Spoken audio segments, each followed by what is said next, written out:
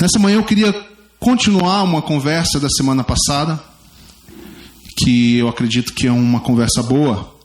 Na semana passada nós tivemos aqui um compartilhamento, uma palavra que nós chamamos de o caminho da prosperidade. Quem ouviu ou quem estava aqui? Ok. Queria fazer uma pergunta. Algo do que vocês ouviram semana passada ressoou com vocês durante a semana? Alguma coisa aconteceu no sentido de você poder usar isso ou não? Vocês refletiram nisso? Incomodou um pouquinho? Não? Como é que tá? Porque às vezes eu tenho a impressão que a gente precisa... É quase como se a gente fosse desautorizado a entrar num novo assunto quando a gente ainda não entendeu e não está praticando um assunto anterior. Vocês têm essa impressão também? Porque a gente vai acumulando conhecimento, mas não vai praticando. Então a ideia é que ressoe no nosso coração aquilo que a gente ouve. Por isso é importante às vezes anotar, fazer uma nota, reler durante a semana. Hoje em dia a gente tem o recurso do vídeo, né? O Léo publica os vídeos lá, eu publico num outro formato no áudio para que tenha opções. Então eu incentivo vocês a pensarem sobre isso, porque independente até da minha pessoa, que estou aqui às vezes, a maioria das vezes falando com vocês, nós temos que crer que Deus é que conduz todas as coisas. Amém? Então se é esse assunto que ele, a não ser que eu erre muito feio e atrapalhe muito, é esse assunto, são essas coisas que ele deseja compartilhar conosco. E se os seus olhos estiverem abertos, o seu discernimento funcionando, aí você vai perceber em outras conversas, às vezes nas próprias canções, às vezes em comentários, em orações, as conexões que existem entre esses assuntos. Sim ou não? Deus vai falando, Deus vai comunicando, o seu espírito é um só. Semana passada, então, falamos sobre o caminho da prosperidade, baseado em Salmo 1, mostrando que o caminho da prosperidade é o caminho daqueles que têm prazer no Senhor e que meditam na sua escritura, nas suas palavras, dia e noite, ou seja, vivem por aquilo que creem, em resumo. E o oposto do caminho da prosperidade é o caminho que ele chama no texto de o caminho dos ímpios. E nós falamos bastante sobre isso. Se você quiser ouvir mais, tem lá o vídeo e o áudio. Tá bom? Somos chamados para andar no caminho da prosperidade.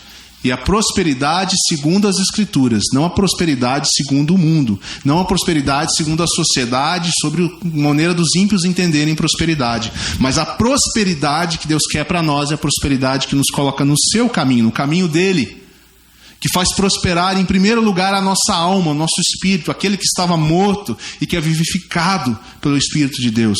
A prosperidade que nos lança antecipadamente no povo que vai viver a eternidade. Isso é prosperar.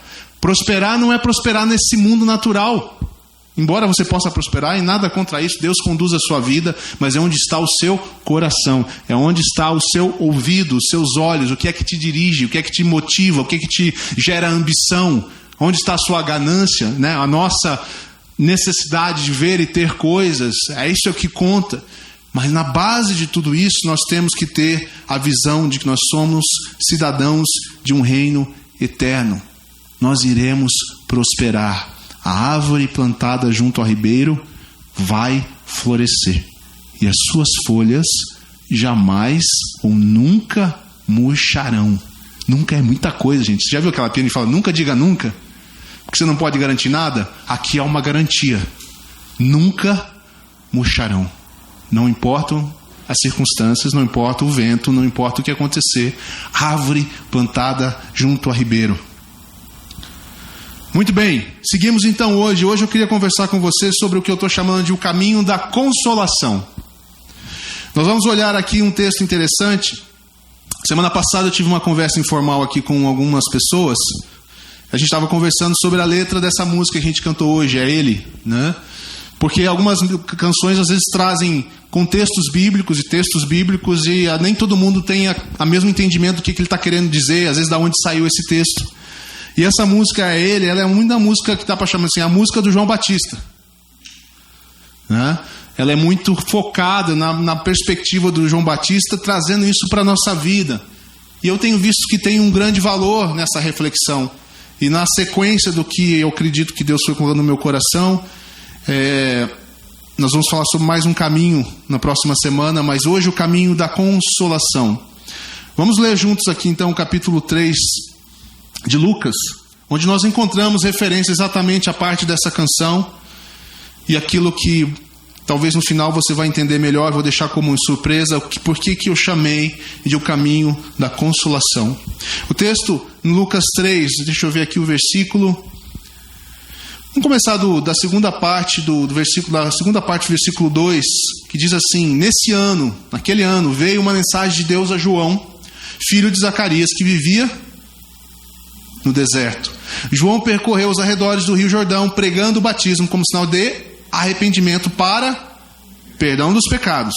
O profeta Isaías se referia a João quando escreveu em seu livro, aí abre aspas, citação de Isaías 40, ele é uma voz que clama no deserto. E o que ele diz? Preparem o caminho para a vinda do Senhor, abram uma estrada para ele. Os vales serão aterrados, e os montes e as colinas serão nivelados, as curvas serão endireitadas, e os lugares acidentados aplanados. E então todos verão o quê? A salvação enviada por quem? Por Deus. É fantástico esse texto, se você entender o que Deus está falando. Se você olhar o texto original em Isaías, há uma pequena diferença nessa parte do versículo 5, porque lá em Isaías é interessante ver que ele ainda fala assim, ele não fala como serão aterrados, ele fala aterrem os caminhos, aplanem, ele meio que diz como se tivesse que ser feito pela mesma pessoa ali. E aqui nesse texto, ele abre dizendo, abra um caminho para o Senhor, e depois ele diz, os vales serão aterrados. Fica com isso na sua cabeça aí, uma perspectiva de introdução de algo novo aqui, algo está acontecendo.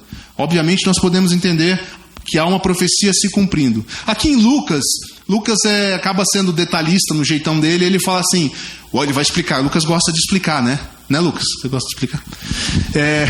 Lucas aqui, ele gosta dos detalhes, ele gosta da coisa organizada, então ele vai falar assim, olha, deixa eu falar para você, João Batista não estava tendo uma alucinação, ele nem se inspirou de repente escrever uma poesia, um texto bacana, ele estava citando as escrituras de Isaías, claro que inspirado pelo Espírito Santo, obviamente, porque aplicar uma profecia num tempo específico de forma verdadeira e sem enganação só é possível por intermédio do Espírito Santo, dizendo, esse é o tempo que isso está acontecendo. Imagina João, você é essa voz. Dá até um negócio assim, não dá um arrepio assim, você fala, rapaz, é sério esse negócio? Se você lá lê, eu acho que em João é questionado, quem que você está pensando que você é? Olha só como a coisa é louca. Lá em João, aí ele responde com convicção, que eu não sei se nós teríamos na mesma condição, mas ele diz, eu sou a voz que clama no deserto. Eu sou a voz que clama no deserto. Então João está naquele processo, ele está fazendo aquilo que ele está dizendo que ele foi chamado para fazer. A mensagem dele para nós é, preparem o caminho para a vinda do Senhor. Façam uma estrada ampla. O que ele está dizendo é, o Senhor vem. O Senhor está vindo. O tempo chegou. Deus irá intervir na história de novo. Você sabe quanto tempo fazia que não havia um profeta como João? Quem sabe aí, os mais pesquisadores? 400 e poucos anos. Pensa um povo com trocentos profetas maiores e menores, como a gente gosta de classificar, né? Mania de é maior, é menor, né? Mas Deus ama todo mundo igual. Mas profetas maiores e menores, tantos profetas e depois um silêncio. Aonde está Deus? E surge João, a voz do que clama no deserto, e ele ainda diz, eu sou aquele citado por Isaías 400 anos atrás. O povo fica tudo paranoico, agitado. O que está acontecendo? Deus está fazendo algo. Deus está fazendo algo. Eu fico pensando, quando eu penso, né, gente? Eu não penso toda hora, mas eu fico pensando se um dia nós ouviremos alguém como João, que vai falar assim, sabe aquela profecia de Daniel? É hoje. Porque já muita gente deu fora nesse negócio aí. Direto. Porque eles esquecem de outros textos que a Bíblia nos ensina, né? de que nós não sabemos o dia e a hora e começam a querer datar as coisas. Mas é possível e provavelmente acontecerá que Deus levante em alguma geração alguém que diga: irmãos, é hoje. E sim, me permitam fazer esse paralelo como se fosse João e dizer: eu sou a voz que clama no deserto, prepare o caminho do Senhor, Ele está voltando. Não só a esperança que nós devemos ter, nós cantamos na música, né? E Ele virá. É certeza que Ele virá. A gente alimenta no nosso coração essa esperança, essa expectativa, e devemos fazer isso. É assim que deve ser.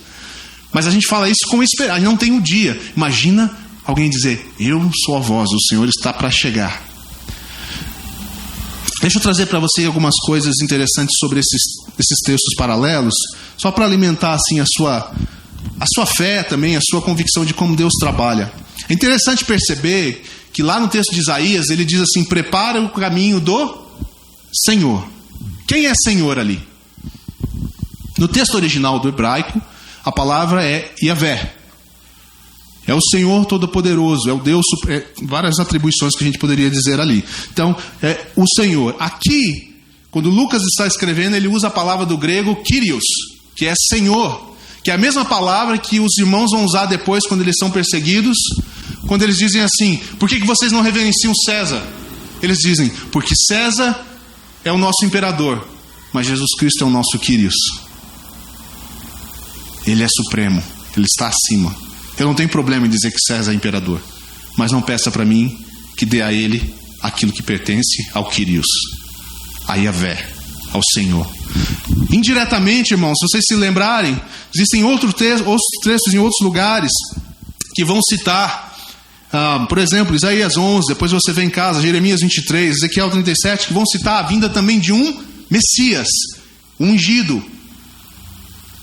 São textos paralelos proféticos.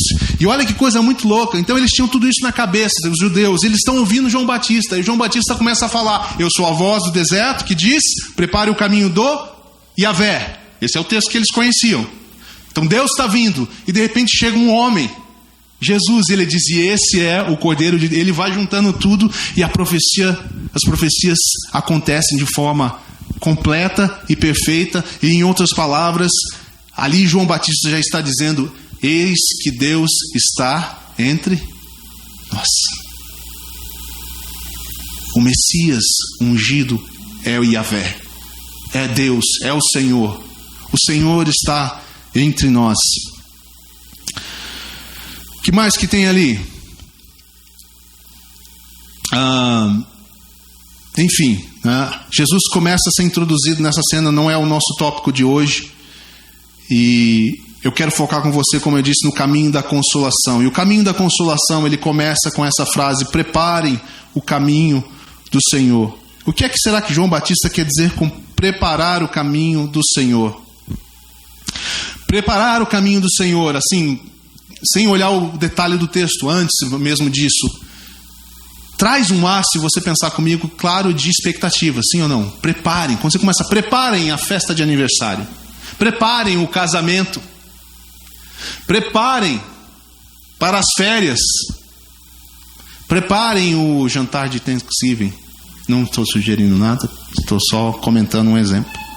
Preparem. Preparem. Quem se envolve com preparo fica com o coração de que jeito? Ansioso, no bom sentido, ou expectativa. Quem prepara quer que tudo funcione bem e que aconteça. Essa é a expectativa. E João está clamando: preparem o caminho do Senhor. A primeira coisa que João introduz, ele vem com essa ideia, até que beleza, né? Então, sim, o Senhor está aguardando o caminho ser preparado. Vamos colocar aqui na visão de João Batista, de Isaías. Abram essa estrada para ele. Quando isso acontecer, fiquem certos de que várias coisas acontecerão. Eu resumo isso da seguinte forma: as coisas começarão a ser colocadas em ordem. Os vales serão aplainados, as estradas tortuosas serão endireitadas. São metáforas, certo? Quando Jesus voltar, a gente não vai perder as montanhas, nem vai perder os belos vales. São metáforas de situações. Vale nas escrituras às vezes fala, né? Ainda que eu ande certo? Então ele vai tornar a coisa, botar a coisa em ordem. E isso vai revelar, as coisas sendo colocadas em ordem, vão revelar que a salvação de Deus está sendo manifestada. Quem é a salvação de Deus? Jesus. Yahvé Sus. Jesus. Ele é, eu sou a sua salvação. Vocês estão acompanhando o que Deus está falando? É uma palavra de esperança e é uma promessa. Preparem o caminho do Senhor, porque Ele virá. E quando Ele vier, Ele vai começar a colocar as coisas em ordem. E nesse processo vocês vão ver a glória de Deus manifestada pela sua salvação no seu Filho Jesus, que é também o próprio eu sou. Mas nem tudo são flores. E João, profeta que é, traz algumas advertências. A primeira que ele traz é dizer que há necessidade de arrependimento. Então parte da preparação do caminho do Senhor é o arrependimento. Aí nisso eu vou usar outra música que nós cantamos hoje, que é a Casa do Pai, que fala de vir, né? Eu sei que vocês entendem que Casa do Pai é a igreja, não é o prédio, né, gente? Não preciso explicar mais isso depois de 15 anos. Espero que não. Casa do Pai é vocês, somos nós. Quando nós viemos, esse é o valor da comunhão, a importância da comunhão. Por isso é tão importante que a gente esteja aqui. Parece que a gente não é só a coisa ritualística de estar, de cumprir a agenda. Vocês sabem disso. É o valor. Quando eu estou na casa do Pai, lá diz, eu sou desafiado na canção. E outra coisa, ela diz, eu trago o meu pecado para receber o teu perdão. É esse processo de entender a nossa vida, de arrepender-se, de voltar ao Senhor constantemente. Eu coloquei aqui ter consciência de si e da sua condição. O profeta está dizendo isso. Preparar o caminho do Senhor começa reconhecendo quem você é, porque Ele veio para aqueles que estão doentes. O próprio Senhor vai dizer depois, e não para aqueles que são. Aí João pega pesado, como às vezes a gente diz que a Bíblia não pega pesado, ele chama o cara só de raça de víboras, só isso, é básico. E se você olhar aqui, você que gosta de dizer, é isso mesmo, porque esses religiosos, fariseus, são tudo raça de víbora. Aqui diz que ele olhou para a multidão e falou, raça de víboras. João dizia às multidões que vinham até ele para ser batizadas. Então, primeira instrução de hoje, chegando em casa, vá até o seu melhor espelho na casa e diga, raça de víbora, é você. Quem te induziu a fugir da ira vindoura?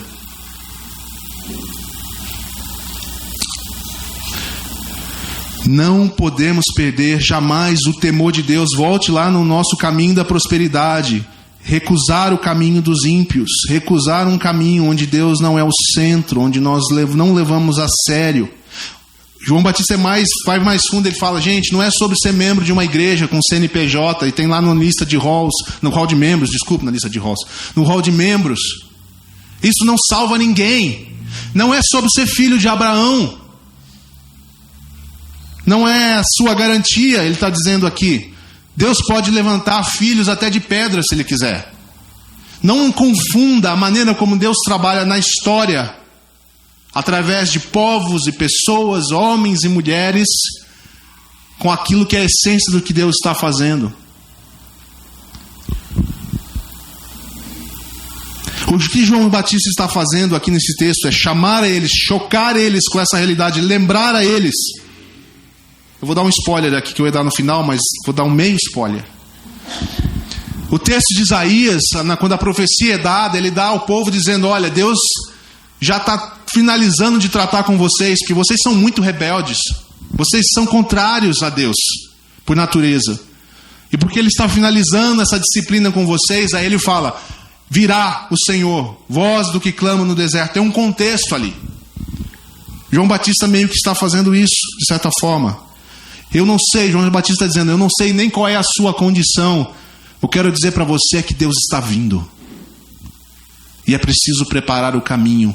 E a primeira coisa no caminho é ter consciência de si mesmo, algo que nós sabemos o Espírito Santo faz em nós, mas é importante que isso aconteça. João está falando até de certa forma de um ponto de vista meio natural, vocês concordam? Assim como a gente vê as coisas, não pelos nossos olhos naturais. Vocês precisam se arrepender. Aqui não é um tratado teológico, nós não estamos aqui discutindo exatamente como Deus opera, ou convicção. Ele está falando de um ponto de vista natural. Ou vocês se arrependem, ou vocês continuam debaixo da ira. E se vocês não se entenderem como alguém que precisa de arrependimento, não vai fazer sentido eu falar da salvação para vocês, porque vai dizer, eu estou muito bem, obrigado. Está tudo certo. Tem uns problemas aqui e ali, mas isso é da vida. Eu não preciso de salvação. Se você seguir no texto, e eu não vou entrar nesse detalhe hoje também, mas só para você saber, a segunda parte dessa orientação de João em relação a esse caminho, de preparação desse caminho, ele vai começar a falar sobre mudança de vida. Ele fala, aquele que roubava, não roube mais. Aquele que tratava mal, extorquia as pessoas, não faça mais isso. Não seja ganancioso. Ele vai citar uma coisa que talvez para nós não faz tanto sentido inicialmente. Ele está dizendo o seguinte, aquilo era o normal da vida deles, daquela multidão. Ele está falando, vocês têm que mudar a vida. Façam, ele usa a expressão, tenham frutos que demonstrem o arrependimento que vocês estão dizendo que tem. Não é sobre apenas dizer, sim, eu reconheço o meu pecado. Não é sobre apenas dizer, sim, eu creio em Deus, eu creio em Jesus, porque até os demônios creem. Mas é sobre demonstrar frutos de arrependimento. E de novo, nós não estamos aqui na parte super profunda teológica, que depois, graças a Deus, tem todos os outros autores bíblicos para nos ajudar. E nós sabemos que é Deus que opera em nós, nós sabemos que é na dependência dele. Mas João está trabalhando naquela parte inicial, é aquele choque, é o anúncio, é preciso arrependimento. E o arrependimento, a prova de um arrependimento genuíno são frutos que demonstram esse arrependimento. Você vai produzir conforme a árvore com a qual você está conectada, a videira e toda aquela outra instrução depois de João. Mas é preciso que isso aconteça. Eu resumiria essa parte toda aqui de João dizendo, o seu preparar o caminho envolve as suas atitudes de arrependimento e as suas ações de generosidade e justiça. Por alguma razão, quando eles perguntam no versículo 10, as multidões perguntavam, o que é que nós devemos fazer, João? Como é que é preparar o caminho? Você não acha interessante que ele começa a dizer, aquele que tiver 2 vestimentas? Não sou eu que estou ensinando isso. São as Escrituras. Aquele que estiver 2 vestimentas, dê uma a quem não tem. Ou seja, considerem aqueles que precisam de necessidades. Se tiverem comida, dividam com quem passa fome. Casa do Pai, lugar onde o pão é partilhado. Existe a parte espiritual, existe a parte natural. É naturalmente sobrenatural. João Batista vai colocando essas situações, essas ações claras de justiça. Há necessidade de mudança. O Evangelho é sobre mudar as vidas das pessoas. É por isso que tanta gente fala, quando a gente diz que o Brasil está crescendo o número de evangélicos, é muito contestável isso. Está crescendo o número de pessoas que talvez vão em igrejas e dão seus nomes lá. Mas se realmente tivesse tanta gente cristã, e pode juntar aí católico, evangélico, protestante, o que você quiser, se realmente fossem crentes, vocês não acham que o impacto seria diferente na sociedade? Está alguma coisa errada. Desculpa, mas é a verdade. A nossa resposta demonstra aquilo que é real na nossa vida. O nosso envolvimento, nosso comprometimento. E aqui vem o que eu queria dizer, justamente quando eu disse preparar, o verbo preparar é um verbo, né? É um verbo de ação. Preparar implica engajamento. Implica dar um nome quando aparece uma lista no grupo da igreja. Implica ficar responsável por alguma coisa, acordar mais cedo, chegar mais cedo, preparar a reunião nossa aqui, para dar um exemplo super concreto, precisa engajamento, comprometimento, abandonar outras coisas, dormir mais cedo no dia anterior, talvez recusar alguns compromissos. Aonde está o nosso foco? Aonde está a prioridade da nossa vida? Nós queremos coisas de Deus, mas nós não preparamos o caminho. A nossa estrada está entulhada de coisas e de compromissos. Preparar um caminho exige engajamento, exige planejamento. E não pode ficar no planejamento, exige execução. Tem gente que está há 2 anos falando assim, eu vou começar a ter uma vida de oração, e não começou ainda. Não é só planejar, não é só querer. Tem que fazer, tem que colocar, tem que se forçar nisso.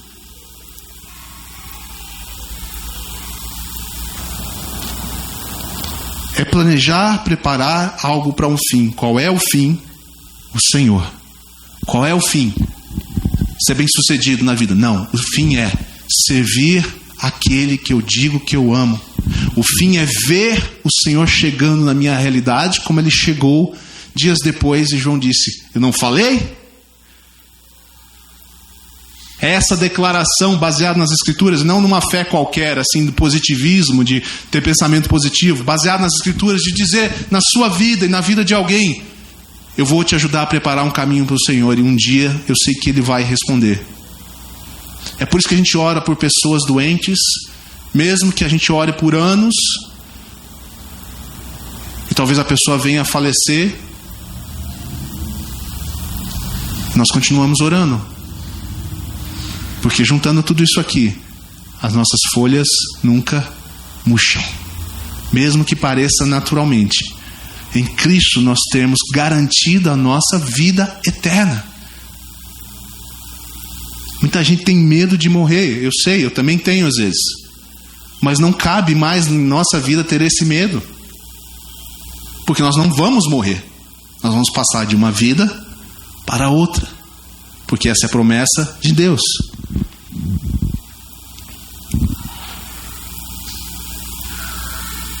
Então nessa manhã, irmãos, o meu desafio para vocês, para todos nós, que tem sido um desafio para mim também, é talvez entender essa palavra de João, trazê-la para a sua vida. Quem sabe se nós não fomos chamados para ser meio que João Batistas. Por favor, não chame ninguém de víbora. Nem chame um grupo de pessoas de raça de víboras. Se você quiser fazer essa parte mais pancada, faça na frente do espelho.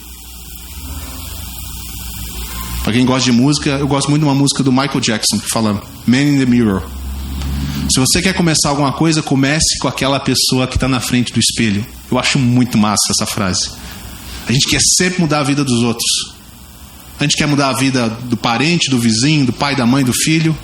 Comece com a pessoa que está na frente do espelho. Comece com você. Comece a preparar o caminho, entender isso. Senhor, eu quero isso para mim. Eu quero preparar esse caminho para que o Senhor tenha acesso à minha vida. Fácil, rápido. Vou fazer aqui me perdoem até se não se ofendam, mas é como quase se você dissesse assim: Senhor, o Senhor não está me respondendo, Senhor, eu quero conhecer o Senhor mais. Eu falo: calma, filha, que tem tanta curva. Eu subo o morro, demora, tem que andar 20 por hora, depois eu dou uma acelerada na descida, mas é muita curva, muito pedregulho, toda hora furo o pneu. Ah, Senhor, pois é, eu falei para você preparar o caminho. Você me desse uma retona assim, ó, eu já tinha chegado. Claro que Deus não opera assim, vocês estão me entendendo. Porque é isso que João está dizendo: prepare um caminho, prepare um terreno. A gente pode usar, o próprio Senhor falou, parábola do semeador. Leia um livro aí de um cara chamado Leandro Gomes, capítulo 1. Não dá, gente. Se a semente cair na nossa confusão, a semente ela é desperdiçada. De certa forma ela cresce, depois morre, é sufocada. A palavra é muito clara. Sufocada, semente sufocada. Não tem problema na semente. Não tem problema na semente. Eu vou dizer mais: Deus está sempre colocando algo na sua vida. Sempre. Sempre. O problema é que às vezes não está encontrando em nós espaço para se desenvolver. Sempre Deus está colocando algo na minha vida e na sua. Nós nunca podemos reclamar com o Senhor de nada. De nada.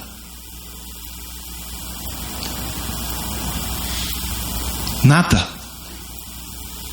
Ele está sempre, Ele te deu o seu próprio Espírito. Que mais que você quer? Que mais que eu quero? Até abro um parênteses aqui, de novo, dessa música que a gente está cantando, que diz: é Ele, por Ele que eu estou gastando a minha vida. Às vezes a gente está frustrado com algumas coisas que não acontecem, com as coisas que não andam. E essa música me chama a atenção nesse trecho em particular para isso. Leandro, Por quem que você está gastando a sua vida? Porque se for pelas pessoas, você vai ficar chateado, você vai ficar triste. Agora, se é por Ele, não importa o que vai acontecer. Não importa se vai ter pouca gente no domingo, se ninguém vai vir, se vai ter 3 pessoas, se vai estar cheio. Não importa se você está mais animado ou não. Não importa. Você está gastando a sua vida por Ele e com alegria. É isso que importa. Quando a gente prepara o caminho para o Senhor virá. Ele virá. No seu tempo, Ele virá. Aqui João faz essa declaração, mas vamos ser sinceros, nem João Batista pôs data. Ele só proclama. E ficou ali esperando. E um dia Jesus chega. E aí ele fala, é hoje. Começou aqui. O reino de Deus invadiu a terra. O reino de Deus hoje, estamos no já. Né? O já e o ainda não. Hoje é o já, está aqui o já. Ele está começando a obra dele hoje. Ele chegou. O Senhor da promessa de Isaías chegou. E aí ele pode usar, talvez o texto de novo diz, agora os vales serão aterrados. E agora os montes e as colinas nivelados, as curvas serão endireitadas e os lugares acidentados aplanados. Então todos verão, literalmente, a salvação de Deus. Todos verão Jesus. Abra sua Bíblia em Isaías 40. Eu vou terminar com o spoiler que eu falei que eu tinha. Isaías 40 é onde está esse texto que João Batista cita. Eu não sei na sua Bíblia, mas a versão que eu estou usando aqui é a NVT. E dentro, né, a gente tem que aprender a ler o texto dentro do contexto maior, que é o capítulo, dentro do livro que ele está, dentro da Bíblia. É assim que a gente aprende a interpretar um texto. O texto não pode ser lido solto, porque você pode chegar a conclusões equivocadas. Mas se Deus não se confunde nas Escrituras, por isso a gente faz isso. Então esse texto é citado dentro de um capítulo maior. E o título que aqui na minha... Você me diz aí se na outra versão tem também. Não importa muito isso, mas a minha especificamente diz consolo para o povo de Deus. Diz aí também? Lembra que eu falei que essa mensagem chamava o caminho da consolação? O caminho da consolação é o caminho onde você prepara o caminho para o Senhor. E ao preparar espaço para o Senhor, momentos com o Senhor, condições para o Senhor, entendam essa metáfora. Tudo é Ele que faz na nossa vida, mas há uma parte que nós nos envolvemos nesse processo. Se nós prepararmos o caminho do Senhor, o que é que nós receberemos? Consolo. Consolo. O texto começa dizendo assim, em Isaías: consolem o meu povo. Isso indica, obviamente, que o povo estava precisando de consolo. Quem é que precisa de consolo? Quem está aflito, que mais? Quem está em sofrimento? Quem está cativo? Quem teve uma perda? Quem não tem mais esperança? Quem está confuso? Quem está sem rumo? Quem está sem propósito? Ou seja, a humanidade inteira. Aqui estamos falando do povo de Deus, Deus falando ao seu povo, mas João Batista, né, e os evangelhos, depois Deus através de Paulo, Deus abriu esse consolo para a humanidade em Cristo. Consolem meu povo, diz seu Deus. Falem com carinho a Jerusalém, digam-lhe que seus dias de luta acabaram e que seus pecados foram perdoados. A glória de Deus, a salvação de Deus virá, diz o final do texto de Isaías. Então a glória do Senhor será revelada. Ela foi revelada poucos dias depois de João Batista falar essa profecia. Cristo apareceu. A glória de Deus foi revelada. Cristo, o Salvador, que é quem perdoa os pecados. Sim, o Senhor castigou em dobro por todos os seus pecados, mas Ele está perdoando. E aí ele faz a citação. Então eu quero terminar aqui dizendo para você que Deus tem essa palavra para você e para mim e para nós e para aqueles que estão fora daqui, aqueles todos que sofrem. Eu vim para trazer a vocês um caminho de consolo. Preparem o caminho do Senhor. Talvez uma coisa que a gente possa fazer em relação a outros de fora é convidar as pessoas para andarem com a gente. Porque a gente gosta de falar aqui no nosso grupo, pelo menos a gente fala isso, né? A gente não força muito a pessoa a vir e virar membro rapidamente, ou vamos andar junto. A gente sempre brinca, fala assim, vamos caminhar junto. Vamos preparar esse caminho junto. Talvez seja uma maneira da gente entender isso. Vamos preparando. Mas eu não quero ser crente. Não precisa ser. Estranho falar isso, né? Eu não quero nada com Jesus. Mas não precisa querer, não. Mas vamos andar junto. Vem aqui. Porque aí você pode dizer, porque olha, há uma promessa de consolo nas Escrituras. Por isso eu estou aqui. E talvez essa seja a mensagem que a pessoa precisa escutar. Eu acabei pulando no início aqui da mensagem, esqueci de falar disso. Está aqui para mim ser lembrado no final. Uma das coisas que você vê como Deus vai falando durante a minha preparação também essa semana, pensando nesse assunto, no grupo de pastores lá, a Elba compartilhou umas fotos de que eles estavam fazendo lá em Belém, um daqueles eventos de cura nas ruas, ou posso orar por você agora, vocês conhecem, né? Essa parada aí toda. Era o que ia fazer ontem, né? As irmãs aí, no dia de ontem. E aí ela botou algumas fotos para compartilhar como é que foi o evento, as pessoas estavam recebendo pessoas na rua, orando com elas e tal. E a Elba fez um comentário que me chamou a atenção. Ela falou assim: vocês não sabem como as pessoas estão desesperadas por consolo, por uma resposta de Deus. Parece que a gente perdeu essa perspectiva, né? As pessoas estão precisando. Você, meu querido, tem que se tornar o João Batista que diz: prepare o caminho do Senhor, para que Ele venha sobre a sua vida. Ele vai aplainar os seus caminhos. É claro que você tem uma boa teologia, você sabe que não é fazer a pessoa ficar rica, dar tudo certo na vida. Não, Ele vai cuidar da sua alma, em primeiro lugar do seu espírito. Depois amanhã, semana que vem, nós vamos falar sobre o terceiro caminho, que é o caminho da generosidade. Aí vocês vão ver também que o troço pega. Mas aqui nós estamos no caminho da consolação, que é a primeira parte. Trazer consolo. Anunciar que Deus é aquele que consola. No original da palavra hebraica aqui desse texto de Isaías, é um verbo que sugere não apenas um ato de consolar, mas muitas vezes carrega a ideia de compaixão profunda e reconfortante, uma mudança de estado emocional para alguém que está sofrendo. É transformação, é um consolo que não é um tapinha nas costas. É algo do alto que Deus está falando. É o consolo segundo o poder de Deus. Não é o consolo que você dá um doce para a pessoa, ela se sente melhor com açúcar e volta para a confusão da vida.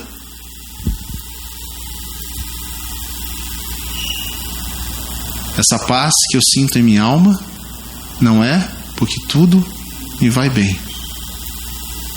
É porque eu encontrei o Senhor. É esse consolo. É a chegada do Senhor na vida. É a irrupção do reino de Deus na vida, na sua vida e na vida de aquele que ainda não conhece o Senhor. A mensagem para nós aqui de dentro, daqueles que conhecem o Senhor, porque a gente esquece que o Senhor quer continuamente estar conosco e vindo à nossa vida, mas é também por aqueles que não conhecem o Senhor. Consolo. A palavra no hebraico, Isaías 41, indica um consolo de caráter divino, onde Deus oferece alívio e esperança a um povo que estava em cativeiro e enfrentava grande sofrimento. Esse consolo não é apenas emocional ou superficial, mas implica uma restauração total da relação com Deus, com o seu povo. Paulo diz que nós somos reconciliadores por meio de Cristo. Nós fomos reconciliados e agora somos agentes de reconciliação para que as pessoas encontrem o verdadeiro consolo. Uma restauração total da relação com Deus, trazendo promessa de perdão, de renovação, de libertação. Amém?